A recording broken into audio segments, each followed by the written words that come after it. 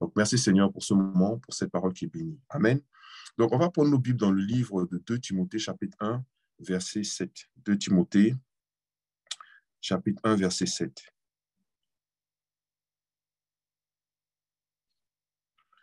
Donc, que nous dit 2 Timothée, chapitre 1, verset 7? C'est un conseil qu'il donne à son fils spirituel, ok, Timothée. Et au verset 7, il va lui dire ceci. Il va lui dire, car ce n'est pas un esprit de timidité que Dieu nous a donné, mais un esprit de force, d'amour et de sagesse. Ce n'est pas un esprit de timidité que Dieu nous a donné, mais un esprit de force, d'amour et de sagesse. Mais avant qu'il lui dise cela, il va lui dire au verset 6, c'est pourquoi je t'exhorte à ranimer le don de Dieu que tu as reçu par l'imposition de mes mains.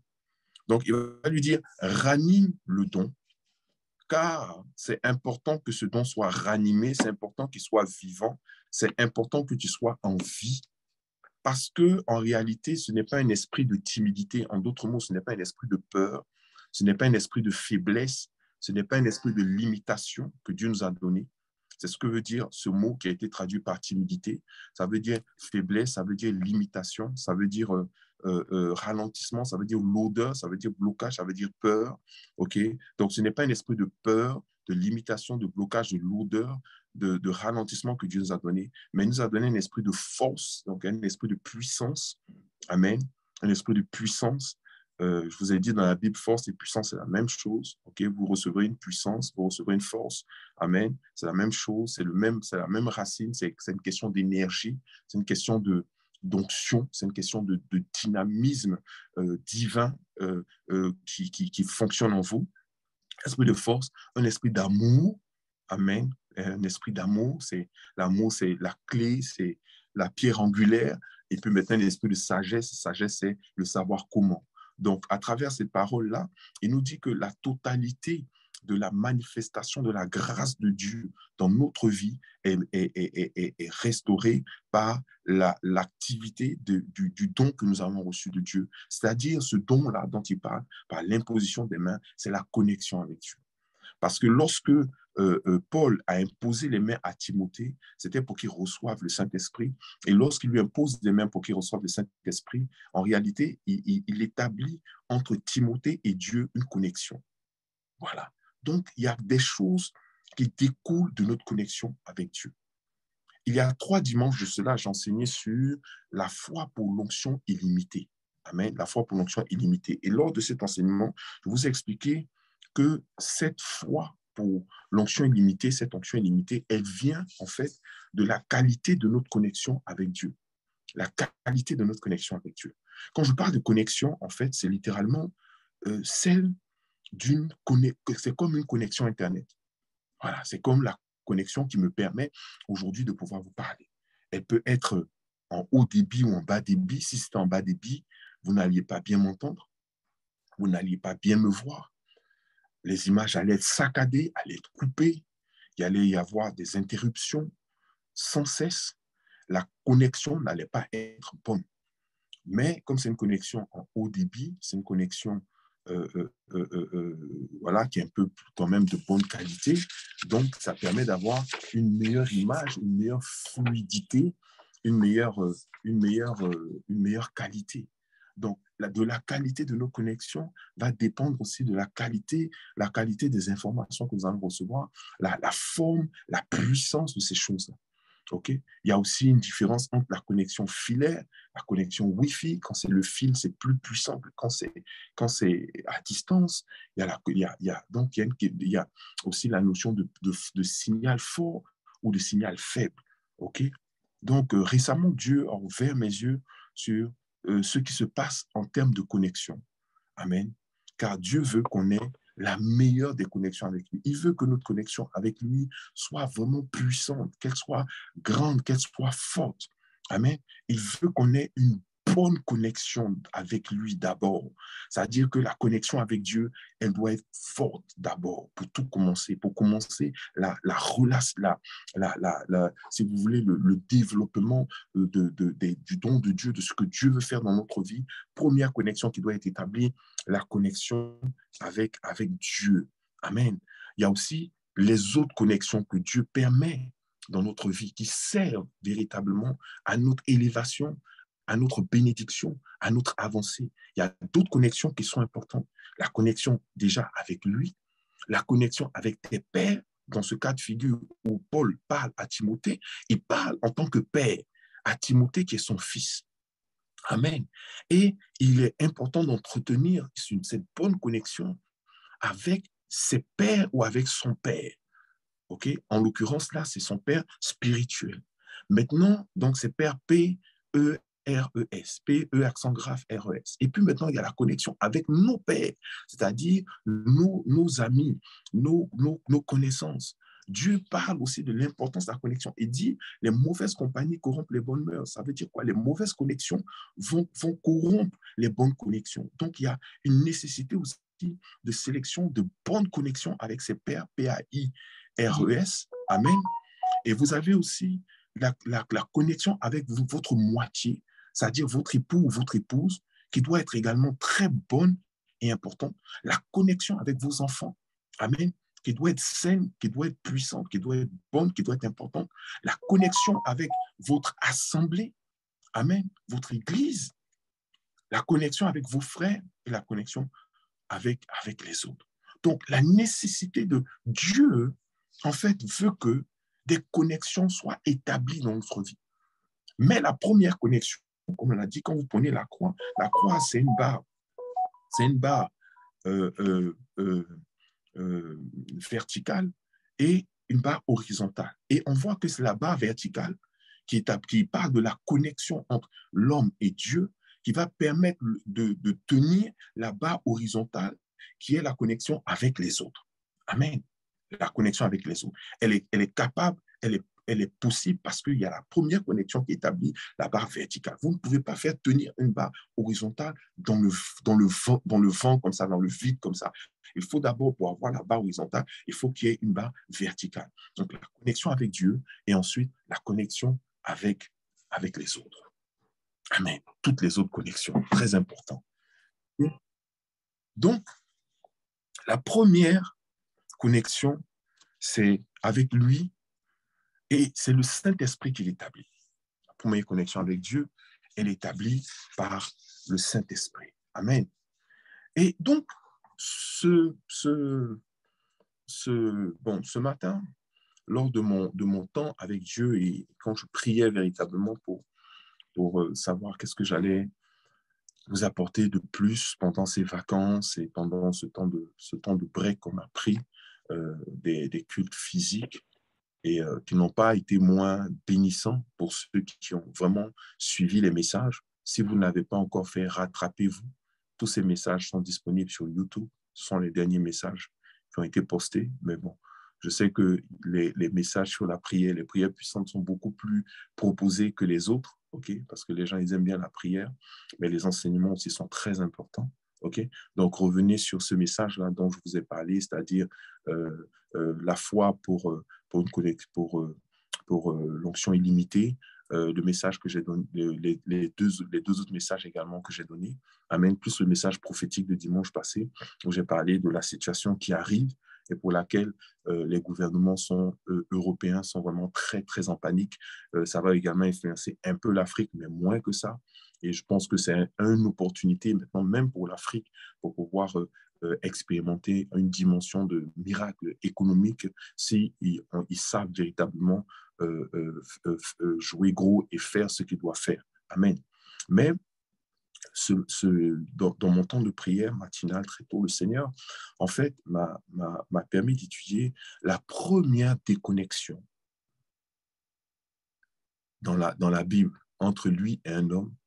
Et ça s'avère primordial, ça s'avère important, ça s'avère vraiment incontournable pour pouvoir comprendre les rudiments de ce fondement, du fondement de la connexion qui est la plus grande source de bénédiction. Les connexions divines sont les plus grandes sources de bénédiction. Saül était un petit gars qui se promenait et qui avait été envoyé chercher les ânes de son père lorsqu'il a été connecté avec le prophète Samuel. Et sa connexion avec le prophète Samuel ont fait de lui celui qu'il est devenu plus tard, c'est-à-dire le roi d'Israël. Et lorsqu'il a gâté sa relation avec Dieu et avec Samuel, il y a une déconnexion qui s'est opérée et ça produit la catastrophe que c'est devenu. Donc, la bénédiction de Saül est venue de sa connexion avec Dieu par le canal de Samuel et sa chute est venue de sa déconnexion avec Dieu par sa déconnexion avec Samuel. Est-ce que vous comprenez? Les connexions sont les plus grandes sources de bénédiction dans la vie d'un enfant de Dieu. C'est le canal par lequel Dieu répand la bénédiction. Quand il dit, oh, qu'il est bon pour les frères de demeurer ensemble. Amen. Car c'est là qu'il fait descendre l'onction. L'huile, elle coule sur la tête, sur la barbe de Aaron, elle arrose tout le corps. La connexion avec ton église permet que tu puisses recevoir également l'onction et la vie. La connexion avec ton pasteur permet que tu puisses recevoir du soutien, de l'aide et que tu puisses recevoir également un appui divin dans tes directions. La connexion, regardez, la connexion entre Élisée et Élie ont permis à Élisée d'entrer dans une dimension qu'il n'aurait même pas soupçonné. Alléluia. La connexion de Pierre avec Jésus l'ont introduit dans l'éternité et ont fait de lui un apôtre je veux dire, dont on continue de parler aujourd'hui et on continuera de parler pour le reste des jours. La connexion d'Abraham avec Dieu ont fait de lui le père de la foi et l'ont introduit dans l'éternité à tel point qu'il est connu comme le père de la foi, celui qui va s'asseoir à la place d'honneur sur la table des noces avec Isaac et Jacob. Mais on parle de Jacob, on ne parle pas d'Ésaü. Pourquoi? Alors que Ésaü est le frère, est le frère jumeau de Jacob. Parce que lui, à un moment, il a été déconnecté. Déconnecté pour certaines raisons que, éventuellement, j'aurai l'occasion de vous expliquer plus tard.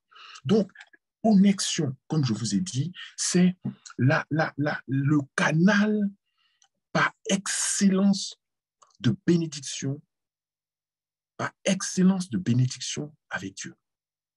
Amen. Le canal par excellence de bénédiction avec Dieu. Voilà. C'est la connexion. Quand Dieu veut te bénir, il va te connecter avec lui. Soit directement, soit par le canal de quelqu'un qui est connecté avec lui. C'est pour ça que même quand il a voulu aussi bénir Abraham, il a connecté Abraham à Melchizedek, qui lui était connecté avec lui. Donc, ne pensez pas que l'onction circule comme ça. L'onction ne circule pas comme ça. L'onction part de Dieu et elle se diffuse à travers des lignes de connexion. Alléluia.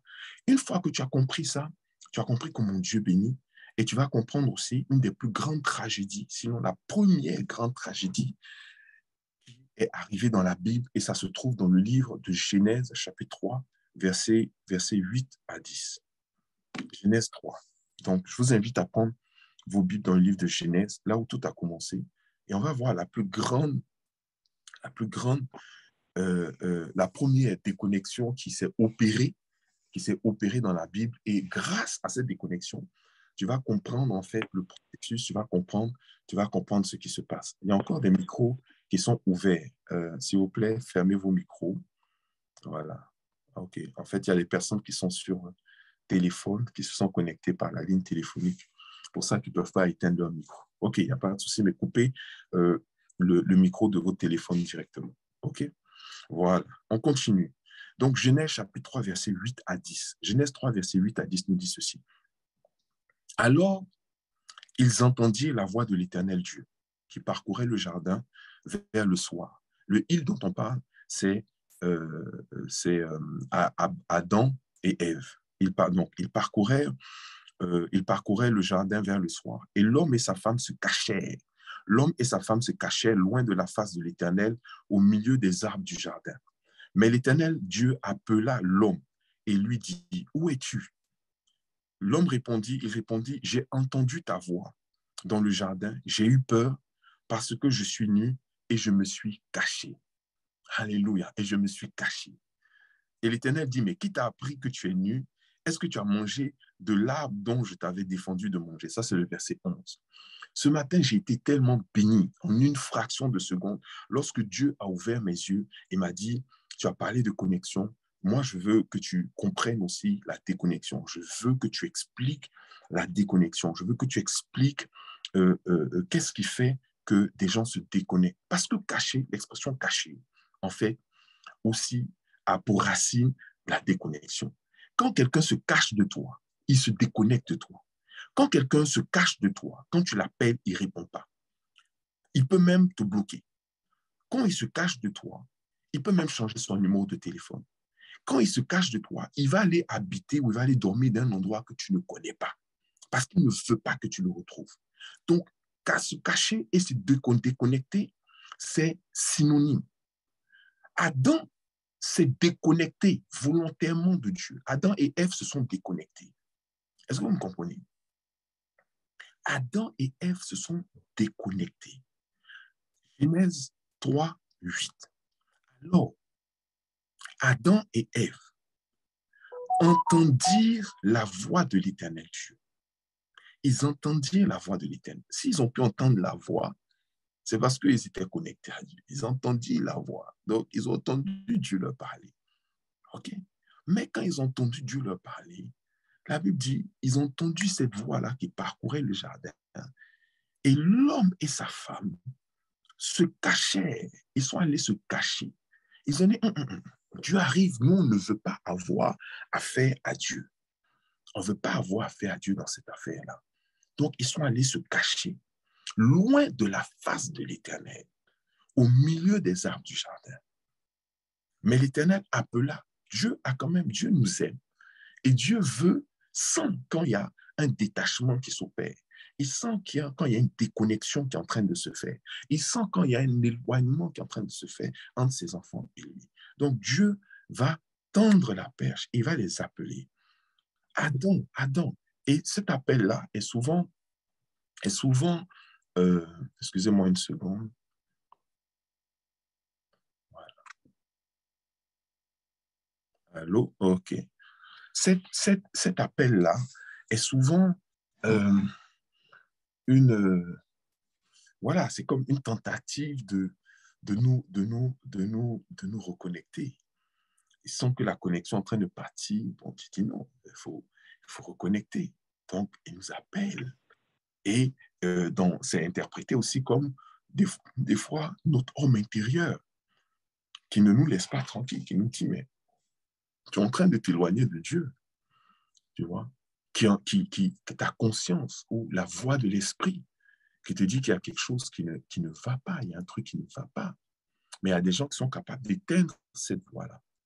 Et Dieu dit donc à Adam, où es-tu? Où es-tu? Amen. Et Adam répond, j'ai entendu ta voix dans le jardin. J'ai entendu ta voix dans le jardin. Et j'ai eu peur. J'ai entendu ta voix dans le jardin et j'ai eu peur. Excusez-moi. J'ai entendu ta voix dans le jardin et j'ai eu peur. J'ai eu peur parce que je suis nu et je me suis caché. Donc, si nous lisons bien, Adam s'est déconnecté, Adam s'est détaché, Adam s'est éloigné de Dieu. Adam et Ève se sont cachés de la face de Dieu. Pourquoi? Parce qu'ils ont eu peur. Ils ont eu peur. OK? Donc, la peur est le principal facteur de déconnexion ou de problème dans les relations de déconnexion, d'éloignement dans une connexion que Dieu peut établir. C'est la peur. OK? Donc, parce que des fois, c'est pas que c'est simplement des peurs même qui sont reconnues ou avouées. Hein. Des fois, même, c'est des peurs qui sont inavouées. C'est-à-dire, la personne n'avoue pas qu'elle a peur. Elle ne reconnaît même pas elle-même qu'elle est dans une relation, qu'elle a peur. OK? Mais elle a peur. L'anxiété. L'anxiété. OK? Ce sont ces choses-là. des peurs complexes, la peur d'être rejeté, la peur d'être humilié, la peur d'être blessé ou la peur d'être utilisé. Voilà les rouages sur lesquels le diable va travailler pour pouvoir couper la connexion d'un homme avec Dieu. Quand, quand Dieu a dit à Adam et Ève, ne mangez pas du fruit de l'arbre, de cet arbre, et que le serpent, se laissant utiliser par le diable, est au contraire venu leur dire quoi? Il leur a dit, mais en fait, vous devez vous méfier de Dieu, parce que Dieu ne vous aime pas. Dieu ne veut pas votre bien. Dieu lui-même sait que le jour où vous allez manger du fruit de cet arbre, vous allez devenir comme lui. Et vous serez comme des dieux. Et la Bible dit que la femme a cru cela. L'homme également a cru cela. C'est-à-dire qu'à un moment, ils ont commencé à croire que Dieu ne voulait pas leur bien, que Dieu voulait les utiliser, que Dieu voulait profiter d'eux. Vous voyez? Donc, à partir du moment où tu commences à avoir des pensées contraires, à avoir de la méfiance, à avoir peur de la suite des événements avec une personne, à avoir peur de comment les choses vont se dérouler, mais c'est tout à fait normal que dans la logique, hein, je veux dire dans la logique, si tu laisses ces choses-là se développer, c'est tout à fait normal, amen, que tu te, tu te, tu te déconnectes de cette personne. Mais si tu as la révélation de la pensée de Dieu derrière cette connexion, tu ne vas pas te laisser avoir par tes émotions, les émotions sur lesquelles le diable joue, pour pouvoir maintenant te déconnecter avec cette personne, sachant que c'est une connexion divine que Dieu établit pour pouvoir être une source de bénédiction dans ta vie. Regarde l'exemple de Naomi et de Ruth et de Orpa. OK? Naomi a perdu son mari. Elle a perdu ses deux enfants, les époux de Orpa et de Ruth. Okay? Orpa, la Bible dit, Orpa va, même après avoir dit qu'elle va soutenir Naomi, machin, qu'elle va faire, elle s'est déconnectée. Elle est partie dans son boubou. Ruth, au contraire, a accentué sa connexion avec Ruth. Malgré la peur de la faim, malgré la peur du rejet, malgré la peur du fait de ne pas être accepté par un peuple qui était vraiment très chauvin et qui aurait pu la rejeter. Malgré tout ça, elle a dit, ton Dieu sera mon Dieu. Là où tu iras, j'irai. Elle a accentué sa connexion avec Ruth. Ruth n'était pas dans une... Non, Naomi n'était pas dans une euh, euh, euh, bonne situation. Elle était dans une situation terrible. Elle était dans une situation de perte totale. Elle a perdu toutes ses sources de soutien et d'aide. Son mari, ses deux fils. Elle n'avait plus rien. Elle-même, elle a témoigné de sa nudité, de sa vulnérabilité. Mais la force de la connexion de Ruth et de Naomi ont fait que la bénédiction de Dieu a coulé pour pouvoir amener la restauration et la bénédiction. Et Ruth a été puissamment bénie à travers sa connexion avec Naomi, parce qu'elle a identifié la connexion qui vient de Dieu.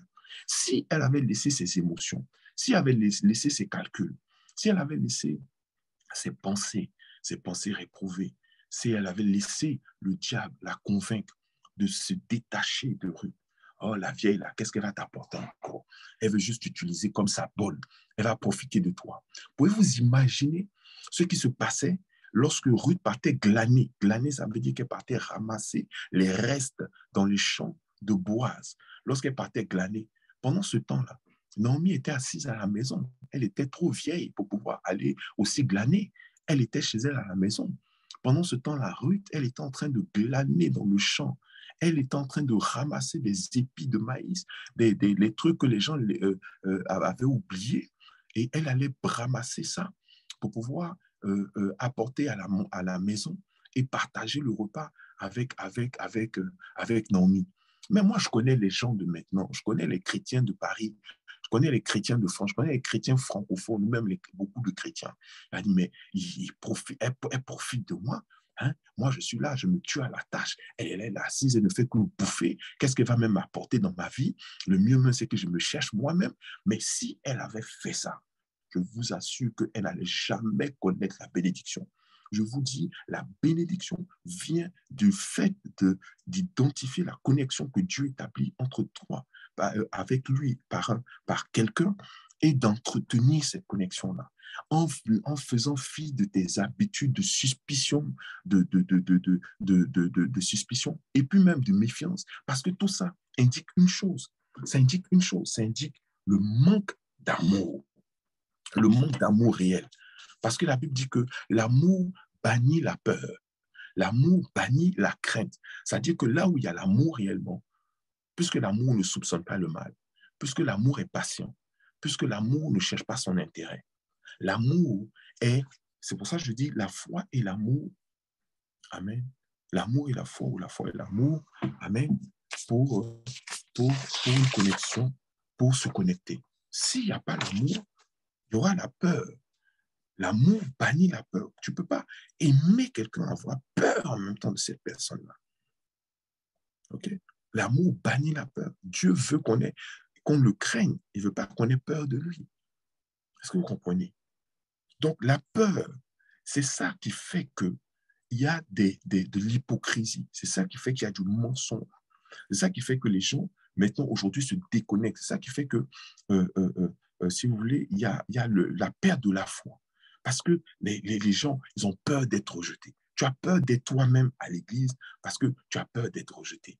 Il y a des gens, même leur pasteur même ne les connaît même pas. C'est-à-dire, il cache toutes sortes d'informations. Il vit caché. Il se cache de tout. Des frères, des sœurs. Il est à l'église physiquement, mais il se cache. C'est-à-dire, le vrai, lui, là, a disparu. Il joue la comédie. C'est un acteur. Il prétend. La peur d'être rejeté, la peur d'être humilié, la peur d'être blessé, la peur d'être utilisé. C'est rempli dans ta tête. Et puis donc, même des fois, ça va même aussi affecter ta relation avec les autres, avec un homme qui t'aime, qui veut t'épouser, avec une femme qui t'aime, qui veut t'épouser. Mais tu as peur que si elle te découvre vraiment, si elle sait qui tu es vraiment, que cette personne-là s'éloigne de toi. Mais c'est qu'il n'y a pas d'amour. Parce que l'amour, c'est que tu te présentes tel que tu es vraiment et que cette personne-là aime cette personne que tu es. OK? Tu n'as pas à jouer la comédie. Tu n'as pas à prétendre. Sinon, tu seras un acteur dans le royaume de Dieu. Dans le royaume de Dieu, il n'y a pas de cinéma, il n'y a pas d'acteur là-bas. Il n'y a pas d'hypocrite. Il n'y a pas de gens qui se cachent. C'est pas ta deuxième identité qui va rentrer au ciel. C'est toi-même, toi, qui tu es en réalité. C'est toi qui vas rentrer au ciel. Et c'est cette personne-là qui doit se connecter avec Dieu et que Dieu veut connecter avec les personnes qu'il faut pour que la bénédiction puisse descendre. Amen. Donc, ce sont ces peurs qui nous poussent à nous déconnecter de Dieu ou des personnes que Dieu a placées dans notre vie. Or, comme je l'ai dit, c'est 1 Jean chapitre 4, verset 18. L'amour bannit la peur. L'amour bannit la peur. Et vous savez que la foi, c'est l'opposé de la peur. La foi, c'est le contraire de la peur. C'est pour ça que ce sont ces deux éléments-là, la foi et l'amour, amen, qui permettent véritablement une solide connexion avec Dieu. Malheureusement, le passage qu'on a vu avec Adam et Ève, qui se sont déconnectés de Dieu, malheureusement, nous montre une situation. Ça nous montre que Adam et Ève n'aimaient pas Dieu. Adam et Ève n'aimaient pas Dieu. Adam n'aimait pas Dieu. Je pense que ça a été la plus grande déception de Dieu, de se rendre compte que cet homme-là, dont il a façonné le corps à partir de la terre, dans lequel il a soufflé son esprit, un esprit de vie, qui lui a donné la vie. Cet homme-là qu'il a tellement aimé, qu'il a identifié la vulnérabilité et la solitude au point de dire, il n'est pas bon que l'homme soit seul. Je vais lui faire une aide semblable à lui. Et qu'il ait pris sa côte pour pouvoir lui former sa parfaite sa parfaite connexion. Okay? En créant Ève, avec qui aussi il devait se connecter. Alléluia. Et former un assemblage uni et puissant pour pouvoir aimer Dieu encore davantage et profiter des bénédictions de Dieu, profiter des grâces de Dieu ensemble et même les amplifier et servir Dieu et faire de grandes choses pour Dieu. Oh my God. Et de cette connexion-là naît au contraire une manifestation d'un manque d'amour pour Dieu. Alors que 1 Corinthiens chapitre 2 verset 9 nous dit que l'œil n'a point vu ni l'oreille entendu les bénédictions que Dieu a réservées pour ceux qui l'aiment. Adam et Ève n'aimaient pas Dieu. Je vous dis, même si ils ont eu, je veux dire, ils ont eu honte d'avoir désobéi à Dieu. Si Adam aimait Dieu, il allait revenir vers Dieu. Il allait dire vraiment, Papa, pardonne-moi car j'ai péché contre toi. J'ai péché contre toi. J'ai péché en désobéissant à la parole que tu m'as, à la direction que tu m'as donnée. Je reconnais que je me suis laissé influencer négativement par ma femme. Et j'ai pris une décision que je ne devais pas prendre. Je te demande pardon. Mais Dieu, qu'est-ce que Dieu, il attend que ça. Dieu allait le restaurer. Dieu allait le bénir. Dieu allait le guérir. Mais au lieu de s'humilier devant Dieu, au lieu de reconnaître ses fautes, au lieu de laisser Dieu le corriger, le réparer, le guérir, il a préféré couper la relation. Il a préféré se séparer. Comme beaucoup le font. Quand ils sont pris à défaut dans l'Église, ils sont pris à défaut dans leur agissement, ils préfèrent quitter. Quand ils ont du mal à être fidèles, par exemple, dans la dîme et les offrandes, ils préfèrent quitter. Pour aller où? Pour aller des fois dans des endroits où il y a 10 000 personnes. Comme ça, même dans ces endroits, il y a 10 000 personnes. Peut-être qu'il y a 200 qui sont connectés ou 300 qui sont connectés. Et puis tout le reste là, ils sont dans le brouillard. Et comme ils sont dans le brouillard de l'anonymité, donc qu'est-ce qu'ils font? Ils se cachent là-bas. Donc il y a des gens qui sont cachés dans des systèmes. Il vient où, il vient pas où, c'est pareil. Il est connecté, il regarde le culte sur Internet, il n'est pas connecté, c'est pareil. Il est là, il n'est pas là, il n'y a rien qui change. Il se cache. Il y en a beaucoup qui sont comme ça, qui remplissent les églises, mais en réalité sont cachés. Leur pasteur ne les connaît pas. Même leur responsable ne les connaît pas. Dans l'église, on ne les connaît pas. Et c'est pour ça que beaucoup n'aiment pas les églises où il n'y a pas beaucoup de monde, parce qu'ils ne peuvent pas se cacher là-bas. Il faut qu'ils soient dans un endroit où on ne les voit pas, parce qu'ils ont peur que si on les voit, si on les connaît, si on les connaît vraiment, ils vont être rejetés. Vous voyez ça? Alors que Dieu, c'est le Dieu de la connexion. Quand Dieu nous envoie dans une assemblée, c'est pour qu'on se connecte à cette assemblée. Quand Dieu nous envoie, nous connecte à un pasteur, c'est pour qu'on se connecte à lui. Tu ne viens pas pour lui raconter des bobards. Tu ne viens pas pour lui raconter, pour enjoliver ta vie. Tu ne viens pas pour mentir. Tu dis qui tu es. Tu dis réellement ce que tu as fait, tes erreurs, tes réussites, tes échecs. Tu ne mens pas dessus. C'est comme ça que lui, il va pouvoir t'aider. C'est comme ça qu'il va pouvoir te soutenir. C'est comme ça que l'Église va pouvoir être une source de bénédiction pour toi. Mais au lieu de ça, nous avons des acteurs. Nous avons des acteurs qui ne peuvent plus maintenant peut-être se cacher physiquement, mais ils cachent leur vrai eux. Et puis les réseaux sociaux, là, ça nous aide également à nous cacher. Tu présentes à la face du monde quelqu'un que tu n'es pas. Tu présentes ce que tu veux être ou bien ce que tu penses être bien ou ce que tu penses que les gens aiment. Mais ton vrai toi, qui tu es vraiment, comme ça, peut-être ça ne va pas apporter des likes, tu n'aimes pas ça.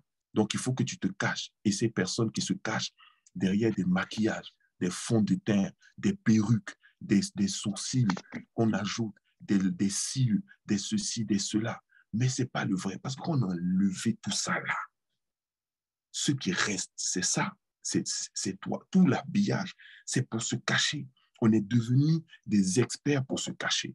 Comment est-ce qu'on peut se connecter réellement, sincèrement, si entre nous et la personne avec qui on doit se connecter, il y a un masque?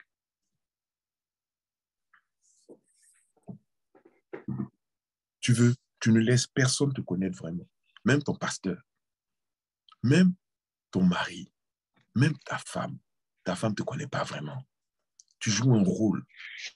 Quand tu rentres à la maison, le rôle commence. Maintenant, une fois que tu es seul, ou que tu crois être seul, ou que tu es dehors, là, maintenant, le vrai toi, maintenant, se manifeste. Même ta femme ne te connaît pas. Ton mari ne te connaît pas. Ton Dieu, là même, là, tu mets une distance avec lui. Quand tu es confronté lors d'un message, on prêche un message, ça te touche, tu dis non, le pasteur, il a prêché contre toi. Il connaît ta situation et il vient, c'est contre toi qui prêche. Tu ne peux pas te dire que c'est le Saint-Esprit qui l'inspire pour que son message puisse te parler. Ou que c'est Dieu qui t'aime tellement qu'il te parle à travers cette personne. Donc, tu ne laisses personne te connaître vraiment. Tu prétends être quelqu'un que tu n'es pas. Et de ce fait, à cause de ça, tu sabotes toutes tes connexions.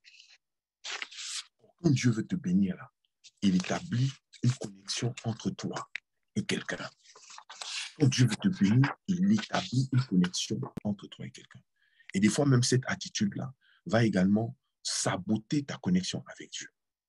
Je vais vous dire une chose. Jésus a maudit 7 fois les hypocrites. 7 fois, il a maudit les hypocrites. Vous savez qu'il était assis au bord du puits et qu'il a rencontré la femme samaritaine. Il a dit à la femme samaritaine, mais toi, tu as eu 5 maris et celui avec qui tu es n'est pas ton mari. Elle aurait pu nier. Elle aurait pu nier. Elle aurait pu mentir. Elle aurait pu dire, mais toi, tu es un faux prophète, tu mens. Moi, je suis marié. On est marié à la maison. D'ailleurs, même, on en arrête cette conversation-là maintenant. Je ne te permets pas de parler de ma vie. Voilà, faux prophète comme ça, là. Vous êtes là, c'est vous qui êtes là pour gâter le nom des gens. Quitte là. Moi, Et puis, elle partait. Ça allait chanter. Elle n'avait pas établi de connexion entre elle et Dieu, entre elle et Jésus. Jésus a dit, mais toi, tu viens. Moi, je te demande quelque chose. Tu ne sais pas que c'est une manière pour moi et toi de nous connecter. Si tu savais qui j'étais, tu allais même être pressé d'établir cette connexion parce que toi, tu vas me donner de l'eau physique. Mais moi, l'eau que je vais te donner, ça va devenir en toi une source d'eau vive qui va jaillir de ton sein. Ça veut dire que moi, la connexion que quelqu'un peut avoir avec moi a des répercussions dans son éternité. Pierre s'est connecté avec moi. Il est rentré dans l'éternité. Paul s'est connecté avec moi. Il est rentré dans l'éternité. Jean s'est connecté avec moi. Il est rentré dans l'éternité. Matthieu s'est connecté avec moi. Il est rentré dans l'éternité. Luc s'est connecté avec moi. Il est rentré dans l'éternité. Toute personne qui se connecte à moi rentre dans l'éternité. Mais pour ça, il doit reconnaître qui il est. Il doit confesser ses péchés. Il doit se repentir. Il doit changer. Il doit me suivre. Et quand vous allez vous aimer, vraiment, quand vous allez enlever vos masques et que vous allez être des vrais gens réels qui vous aiment vraiment, c'est en cela que les gens sauront que vous êtes mes disciples.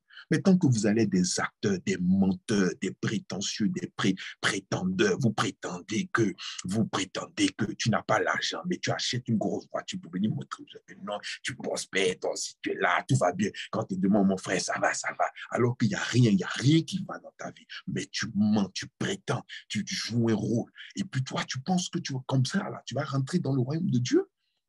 Tu vas rentrer dans le royaume de Dieu. Jésus a dit, venez à moi, vous qui êtes chargés, fatigués, je vous donnerai du repos.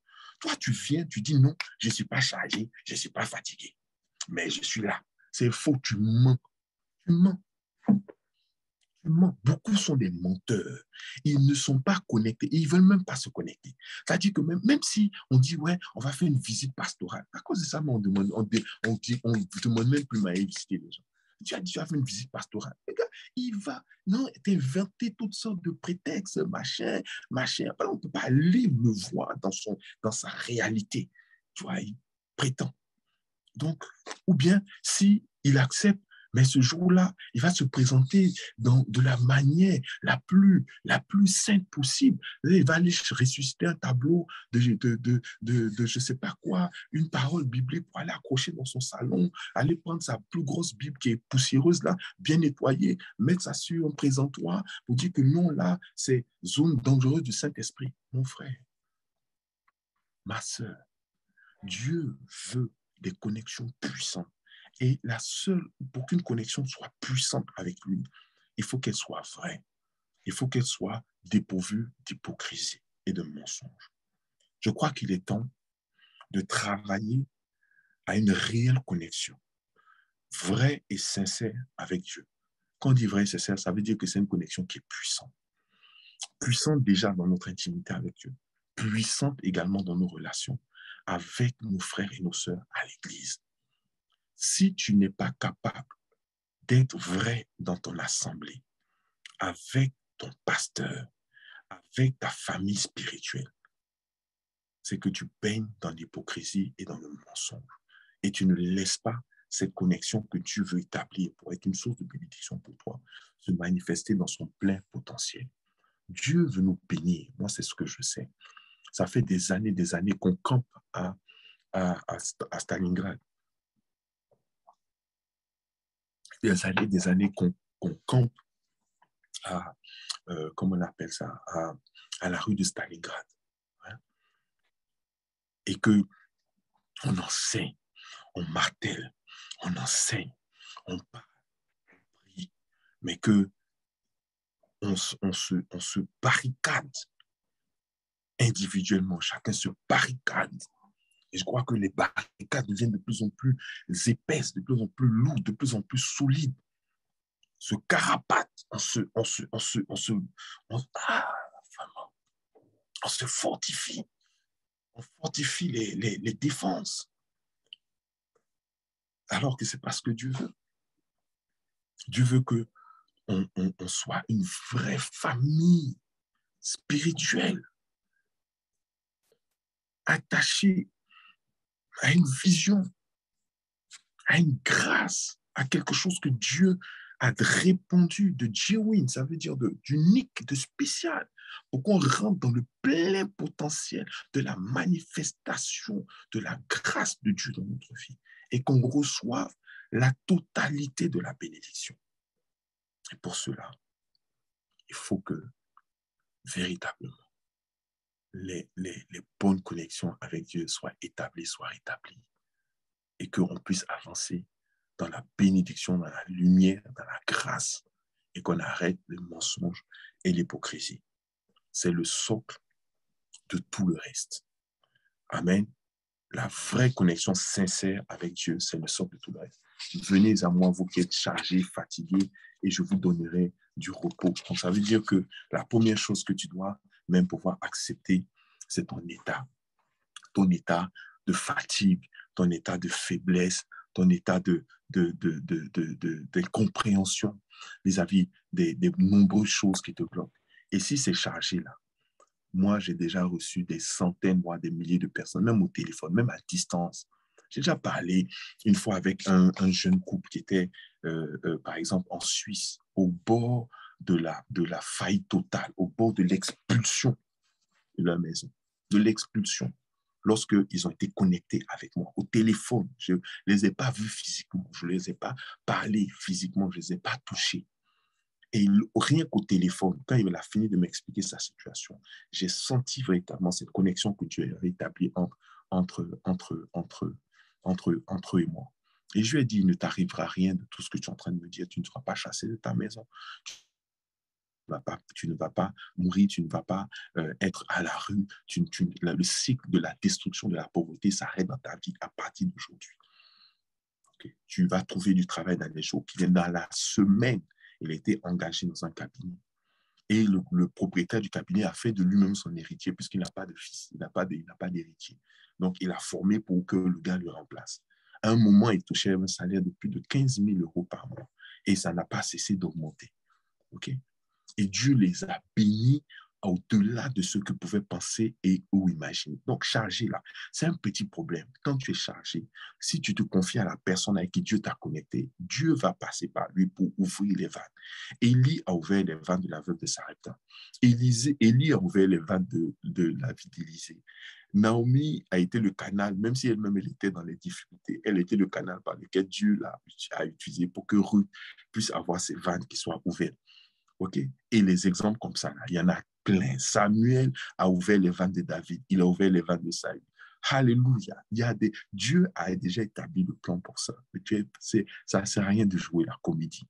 Il faut simplement ça comprendre et saisir le rôle des connexions divines et de les voir se manifester de manière pleine et puissante dans ta vie. Amen. Voilà. Donc, nous sommes sur la fin de notre message. Comme je l'ai dit, je vais approfondir et puis on va rentrer dans la phase ministérielle dynamique dimanche prochain et le dimanche d'après au 93 rue de Stalingrad à Montreuil, diffusion en live, ok, du culte. Donc, reprise des cultes dès dimanche prochain en présentiel à partir de 10h30. Alléluia. Tout le monde, tous les actifs doivent être là à 9h30 parce qu'il y a plein de choses à faire, machin, tout ça. Et puis, les invités, tout, à partir de 10h30 jusqu'à au plus tard, à 13h, on a fini. Amen. Le culte sera diffusé en live. Amen.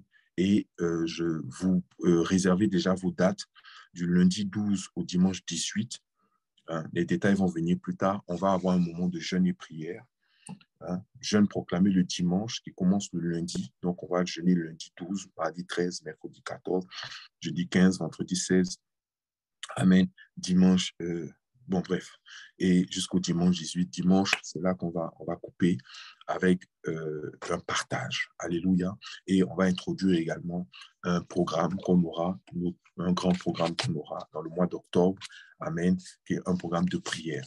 Donc, tout ça pour vous dire, mes frères et mes sœurs, restez vraiment connectés à Dieu en vous soumettant au Saint-Esprit, en laissant le Saint-Esprit vous reprendre, vous corriger, même si vous avez fauté, même si vous vous êtes trompé, même si vous avez péché, ne vous déconnectez pas de Dieu. Ne te déconnecte pas parce que tu as péché. Ne te déconnecte jamais. Ne permets jamais à un péché, quel qu'il soit, de permettre de te déconnecter de Dieu. Même si c'est un péché qui fait honte, ça fait honte même, ça fait mal. Tu sais que si les gens sont au courant, ils vont te juger, ils vont se moquer de toi. C'est pas grave. Mieux vaut que les gens se moquent de toi.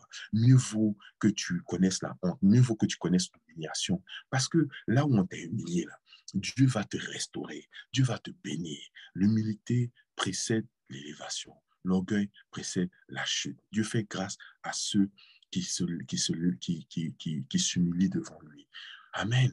Donc, tu ne dois rien accepter.